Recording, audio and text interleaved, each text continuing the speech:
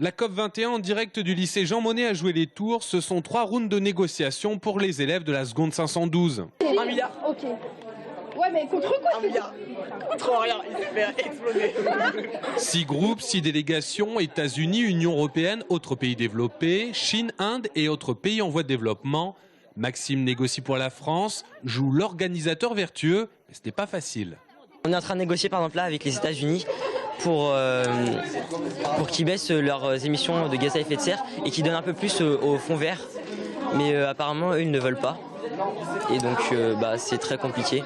Taux de reforestation, taux de déforestation, subventions au fonds vert et émissions de gaz à effet de serre. À jouer, les États-Unis annoncent une baisse des émissions de 2% à partir de 2020. Et ce n'est pas suffisant. Déjà en 2020 c'est déjà pas mal, je trouve, déjà.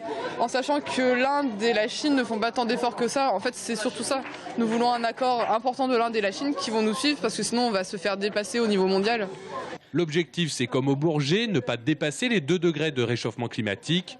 La conférence pour le climat a été préparée à jouer dans un esprit pédagogique. Ils étaient souvent très étonnés des effets de quelques degrés de réchauffement climatique en moyenne. Ils étaient très étonnés de voir, on a vu les zones de biodiversité qui étaient modifiées, l'élévation du niveau de la mer, le pH de l'océan qui changeait, tout ça ils en étaient très étonnés, quoi. Et la fonte bien sûr des glaces. Résultat des négociations de la COP21 des secondes, 2,3 degrés de plus en 2100. Adieu nombre d'archipels dans le Pacifique, adieu la moitié des Pays-Bas engloutis sous les eaux.